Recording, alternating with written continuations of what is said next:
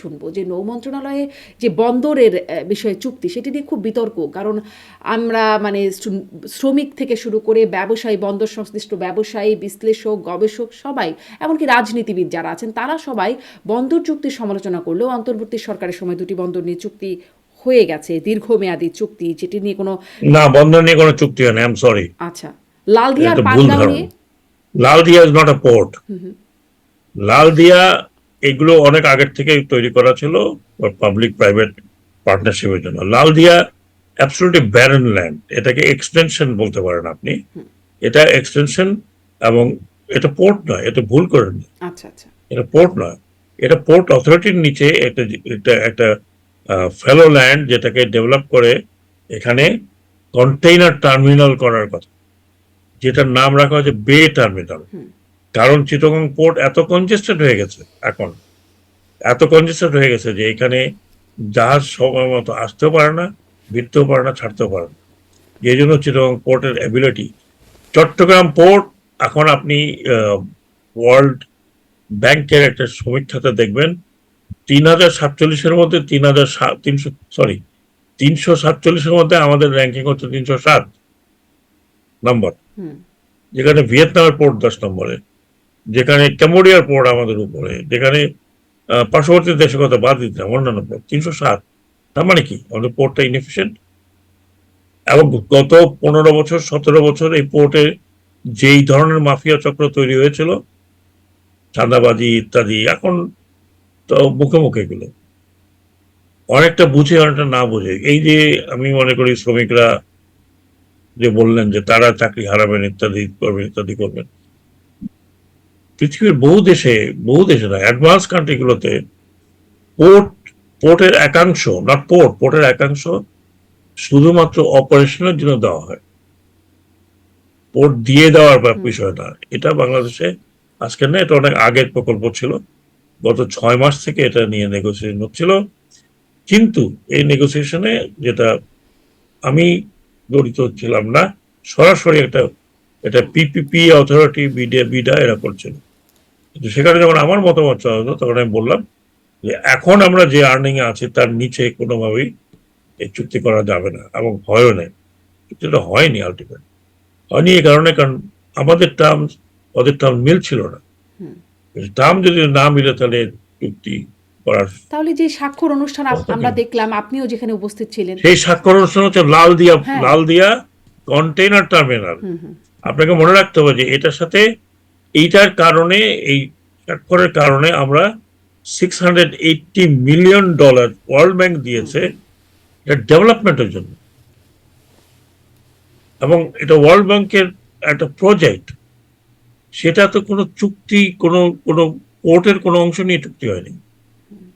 এবং এটা নিয়ে কারোর কোনো মাথা ব্যথা ছিল না, যারা বুঝে নাই বা এটাকে বাড়াতে চাচ্ছ তারা করেছে। এটা নিয়ে কোনো, আপনি খুঁজে দেখবেন যে আপনার আপনার বিজনেসম্যান থেকে শুরু করে সবাই বলে এখানে অলমোস্ট টোটাল $4 বিলিয়ন ইনভেস্ট হওয়ার কথা।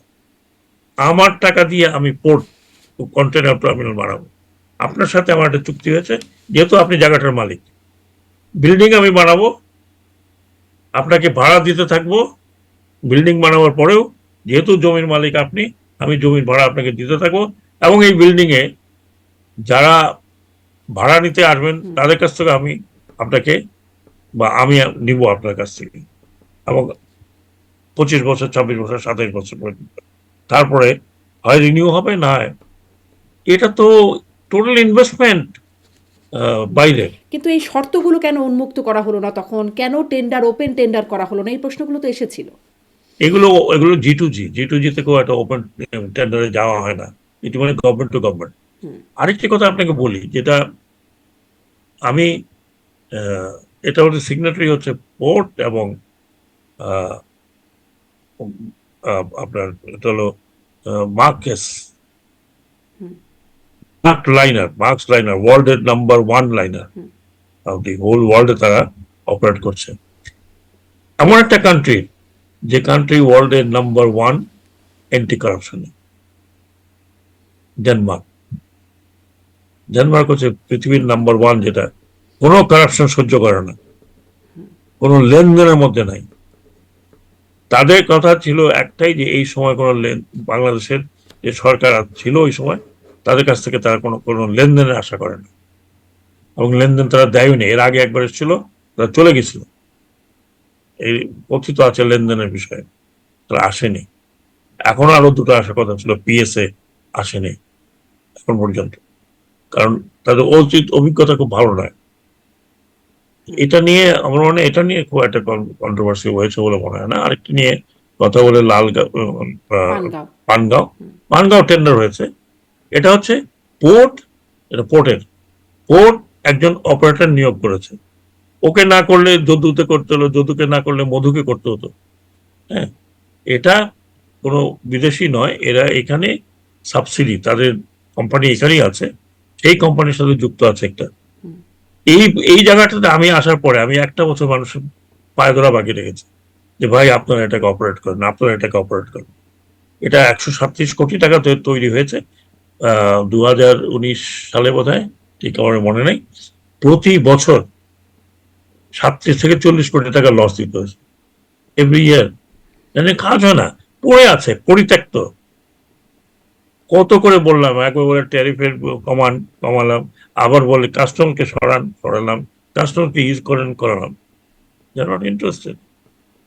একটা জিনিস ইনভেস্ট করে পড়ে, তারা যদি রিভার রুটকে আমার আমার ইচ্ছা ছিল সম্পূর্ণ রিভার রুটকে আরো সচল করার, যাতে এই রাস্তা দিয়ে এই কন্টেনার উত্তরবঙ্গে যাচ্ছে, চিটাগং থেকে স্টার্ট করলো একদিন, উত্তরবঙ্গে গিয়ে বলতো 15 দিন, মাঝখানে অ্যাক্সিডেন্ট হতে পারে, কনজেশন, রাস্তা চলাফেরা করেন।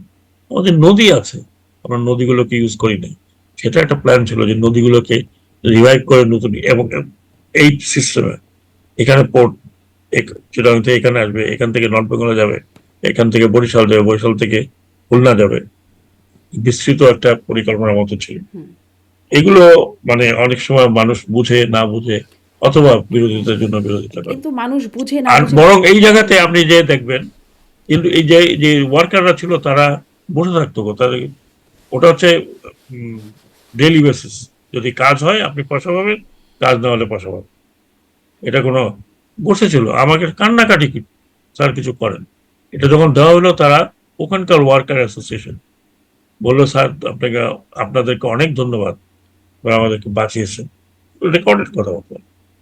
তো কিন্তু এই যে সবকিছু যা সম্প্রতি শুনে, মানে দায়িত্ব ছাড়ার মোটামুটি সপ্তাহ দুয়েক হয়তো আগে এই ঘটনা, আপনিও চট্টগ্রামে গেলেন, তখনও শ্রমিকদের সাথে একটা বৈঠকের কথাও দিলেন আপনি, 12টার সময় বৈঠকের জন্য ডাকলেন, আমরা যে ভিডিওটা দেখলাম, পরে বৈঠক না করে চলে আসলেন, সেটি কেন করলেন? না কে বলে বৈঠক না করে চলে? গণমাধ্যমে ইউ ডোন্ট হ্যাভ দি, কে সেটাই বললো দেখলাম আপনাকে? যে বৈঠক না করে। আমি 4টা বৈঠক করেছি, অন্য কর্তৃপক্ষের সাথে করেছি। এই যারা শ্রমিক নেতারা যারা ওখানে, হুম। আমি নিজে নেমে তাদের সাথে কথা বলেছি। সেটা তারা দেখি। বলছে আমার সাথে এক্সক্লুসিভ কথা বলবে, হুম। তাদের সাথে আমি এক্সক্লুসিভ কথা বলেছি। আহ বর্তমান সরকার সমর্থিত তারা ছিল, তাদের সাথে কথা বলেছি। জামাত ইসলামের গ্রুপ ছিল, তাদের সাথে কথা বলেছি। চট্টগ্রামের ব্যবসায়ীদের সাথে কথা বলেছি। তো বৈঠক না করে চলে গেলেন, এটা নট মি। পরে দেখলাম আই শ্রমিকরাও এম নট বিক্ষোভ এ পার্সন। করছেন, শ্রমিকরাও বিক্ষোভ জি, করছেন যে কোনো বৈঠক না করেই আপনি চলে আসছেন, সেই না, বিক্ষোভের শ্রমিকরা খবরটাও ভুল বলেছে। যে গণমাধ্যমে শ্রমিক দেখলাম। নেতারা আমার সাথে বসেছে, 14 জনের, প্রথম ছিল 2 জন, সেখান থেকে 14 জন আসতাম। আমার 2 থেকে 3 ঘন্টা আমি তাদের যা অভিযোগ ছিল সব বলতে বলেছে, শুনেছি। আমাকে এটা আপনি বলতে আচ্ছা। পারবেন না।